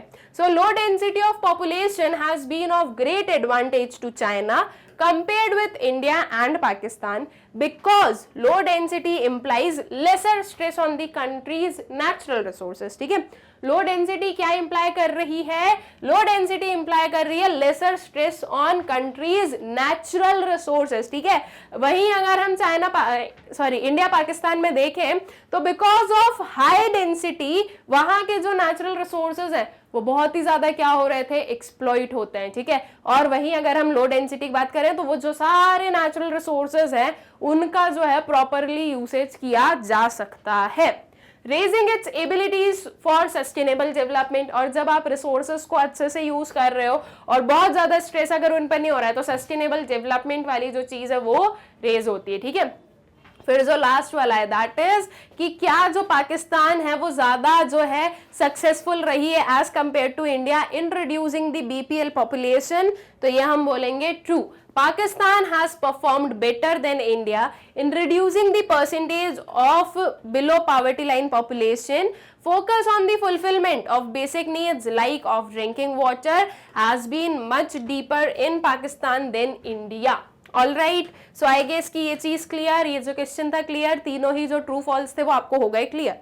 अब जो है नेक्स्ट वाले क्वेश्चन पर आ जाएं। अब क्या है क्वेश्चन, ये पढ़ते हैं। So there is a general perception going around in India that there is sudden increase in dumping of Chinese goods into India, which will have implication for manufacturing sector in India, and also that we do not engage ourselves in trading with our neighboring nations. Look at the following table which shows export from India to and imports from Pakistan and China. Interpret the results। ठीक है, क्या है कि एक ये general perception है जो कि चल रहा है कि इंडिया जो है there is a sudden increase in dumping of Chinese goods into India. India में क्या हो रहा है, जो चाइनीज गुड्स है वो ज्यादा ही जो है इंक्रीज हो रहे हैं। ठीक है, वो ज्यादा ही आ रहे हैं और इसका जो इम्प्लीकेशन है वो आपको मैन्युफैक्चरिंग सेक्टर में देखने को मिल रहा है। ठीक है, तो अब जो है हमारे पास में यहाँ पे ये एक टेबल दिया है और हमें बोला गया है कि हमें क्या करना है, इंटरप्रेट करना है रिजल्ट्स को। कंट्रीज है आपके पास में पाकिस्तान एंड चाइना, आपके पास में है export from India and imports to India. ठीक है, मतलब कि इंडिया जो है वो चाइना एंड पाकिस्तान को कितना एक्सपोर्ट कर रहा है और चाइना और पाकिस्तान से कितना इंपोर्ट कर रहा है, उस चीज का हमारे पास में डेटा है। अब आपके पास में है 2004-05 का डेटा, 2014-15 का डेटा और 2004-05 और 2014-15 ये जो 10 ईयर्स है इसमें जो एनुअल रेट ऑफ ग्रोथ है इन परसेंटेज ये भी हमारे पास में गिवन है। Same goes to import. ठीक है, अब देखिए एक्सपोर्ट्स को, पाकिस्तान को इंडिया जो है वो कितना एक्सपोर्ट कर रहा है, वो कर रहा है 2341 करोड़ का। ठीक है, these are in the figures are in crore. और 2014-15 में क्या कर रहा है, 11,351 करोड़। ठीक है, तो एनुअल ग्रोथ रेट कितना है, 39% है। वहीं अगर हम लोग इंपोर्ट्स देखें कि जो इंडिया है वो पाकिस्तान से कितना इंपोर्ट कर रहा है, तो 2004-05 में कितना था, 427 crore as compare to export जो है। अगर हम देखें इंपोर्ट को तो यहाँ पर बहुत ज्यादा जो है हमें जो है डिफरेंस देखने को मिल रहा है। ठीक है, वहां पर 427 है और यहाँ पर 2341 है। उसके बाद में अगर हम 14-15 की बात करें तो इंपोर्ट यहाँ पर कितना कर रही है इंडिया पाकिस्तान से, 3041 का, और वहीं हम एक्सपोर्ट की बात करें तो यह है 11,351 का। अगर हम एक्सपोर्ट और इंपोर्ट का कंपैरिजन कर रहे हैं तो जो इंडिया है वो पाकिस्तान को बहुत ज्यादा जो है एक्सपोर्ट करती है as compare to the import percentage. लेकिन अगर मैं सिर्फ इंपोर्ट की बात करूं और उसमें अगर मैं annual rate of growth find out करूं तो यहां से यहां तक जो एनुअल रेट ऑफ ग्रोथ है, जो परसेंटेज है, वो कितना ग्रो हुआ है, 61% जो है वो ग्रो हुआ है। आपका एक्सपोर्ट ग्रो हुआ है 39% से, लेकिन जो इंपोर्ट है वो 61% से ग्रो हुआ है। अब वही चीज हम चाइना के साथ में देखें तो देखो चाइना जो है कितना एक्सपोर्ट्स फ्रॉम इंडिया कितना हो रहा है, ठीक है। चाइना को एक्सपोर्ट किया जा रहा है इन 2004-5 25,332 करोड़, सॉरी 232 करोड़ का, और 2014-15 में कितना एक्सपोर्ट किया जा रहा है, 73,038 करोड़ का। कितना एनुअल रेट ऑफ ग्रोथ है, 19% का। वहीं हम इंपोर्ट में बात करें तो देखो यहां पर जो है क्या है, 31,892, इस वाले फिगर से ज्यादा।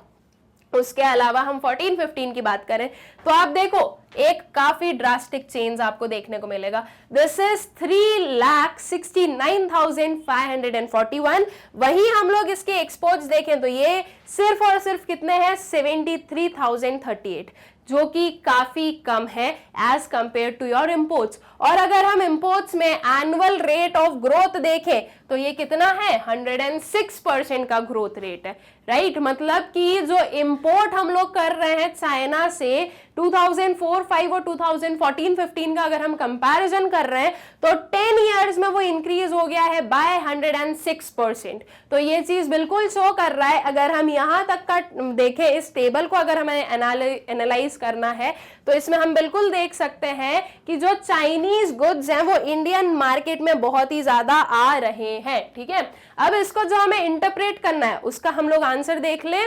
So the above table reveals that trade with Pakistan and China has grown over the years. इससे हमें समझ में आया कि हाँ, ओवर द ईयर्स जो ट्रेड है वो पाकिस्तान और चाइना के साथ में हमारा इंक्रीज हुआ है। वो तो हम लोग देख रहे हैं कि ग्रोथ रेट इंक्रीज हो ही रहा है। But what is disturbing is the fact that imports have grown more than the exports. बिल्कुल सही बात है। अगर हम पाकिस्तान की बात करें तो इंपोर्ट 61% से ग्रो हो रहा है और जो आपके एक्सपोर्ट है वो 39% से ही ग्रो हो रहा है। और चाइना की तो बात ही नहीं करना, इधर कुछ 11-12% था आई गेस, और वहां पर 106% था, जो कि बहुत ही ज्यादा जो है डिफरेंस हमें देखने को मिला। तो क्या चीज डिस्टर्बिंग हमें यहाँ पर देखने को मिली कि जो इंपोर्ट है वो ज्यादा ग्रो कर रहे हैं देन एक्सपोर्ट। लेकिन अगर हमें जो है बहुत ही अच्छी ग्रोथ करनी है अपनी कंट्री की तो हमें एक्सपोर्ट्स को जो है प्रमोट करना चाहिए और इंपोर्ट्स को जो है वो कम करना चाहिए, ठीक है। So also imports from China have grown at a staggering rate of 100%। बिल्कुल सही बात है, ठीक है। The statistics helps in proving the perception that there is sudden increase in dumping of Chinese goods into India. जो statistics है वो बिल्कुल हेल्प कर रही है इस परसेप्शन को प्रूव करने में कि हाँ एकदम जो है एकदम सडन इंक्रीज हो गया है चाइनीज गुड्स का डंप होना इंडिया में। दैट मीन्स चाइनीज गुड का इंडियन मार्केट में आना एकदम से जो है सडनली इंक्रीज हमें देखने को मिला है। This definitely will affect our secondary sector adversely, और ये जो है क्या करेगा, एडवर्सली अफेक्ट करेगा हमारे सेकेंडरी सेक्टर को, क्योंकि हम जो है गुड्स अगर चाइना के यूज करेंगे तो फिर हमारे जो गुड्स हैं वो कौन खरीदेगा, वो कौन यूज करेगा, ठीक है। तो ये बिल्कुल एडवर्सली जो है अफेक्ट करने वाला है हमारे सेकेंडरी सेक्टर को। आई गेस कि अच्छे से क्लियर हो गई आपको ये चीज, ये जो क्वेश्चन था कि आपका ये जो पूरा एनालिसिस था उसमें क्या लिखा, ठीक है। तो आई गेस कि इंटरप्रिटेशन अच्छे से कंप्लीट है आप लोगों का, और ये जो सारे ही क्वेश्चंस थे आई होप सो कि आप लोगों को अच्छे से क्लियर हो गए। ये जो हमारा पूरा ही टेस्ट पेपर है आई होप सो कि आपने खुद ने आपके जो मन से है बहुत अच्छे से उसे सॉल्व कर लिया होगा, एंड आप लोगों का ये जो चैप्टर है वो अच्छे से क्लियर हो गया होगा। विद दिस हम लोग इस वीडियो को करते हैं एंड। अब जो एक और छोटी सी चीज आप लोगों को इन्फॉर्म करनी है, दैट इज कि जैसे कि हमारा मैग्नेट ब्रेन्स एक यूट्यूब चैनल है जहां पर आपको सब कुछ related to your English medium मिलता है, लेकिन देयर आर मेनी स्टूडेंट्स जो कि हिंदी मीडियम स्कूल्स को बिलोंग करते हैं और उन्हें हिंदी मीडियम के भी वीडियो लेक्चर्स चाहिए। तो उसके लिए स्टूडेंट्स आप लोगों के लिए एक और चैनल बना दिया गया है जो कि है मैग्नेट ब्रेन्स हिंदी हिंदी, आप लोग जाकर इसे सब्सक्राइब करें, इस चैनल को जो है शेयर करें और ज्यादा से ज्यादा जो है लोगों तक इस चैनल को पहुंचाएं। और जैसे आपने मैग्नेट ब्रेन्स को ग्रो करवाया वैसे आप मैग्नेट ब्रेन्स हिंदी को भी जो है ग्रो करवाने में हेल्प करें। ऑल्सो स्टूडेंट्स, मैग्नेट ब्रेन्स के जो वीडियोस है, मतलब कि ये जो वीडियोस आप लोगों को दिखते हैं, ये सिर्फ और सिर्फ आपको यूट्यूब चैनल पर ही नहीं बल्कि आप लोग जो हो मैग्नेट ब्रेन्स की वेबसाइट और मैग्नेट ब्रेन्स के ऐप से भी इन वीडियोस को एक्सेस कर सकते हो। ऑल्सो अब तो आई गेस ये चीज बोलने की जरूरत नहीं है, लेकिन फिर भी चलो आप लोगों को एक बार और बोल देते हैं कि आपको क्या करना है। जो हमारा यूट्यूब चैनल है उसे सब्सक्राइब करना है, इन वीडियोस को ज्यादा से ज्यादा शेयर करना है ताकि ये जो क्वालिटी एजुकेशन है वो भी बिल्कुल फ्री ऑफ कॉस्ट वो ज्यादा से ज्यादा स्टूडेंट्स तक पहुंच पाए। And also do like the videos. Thank you.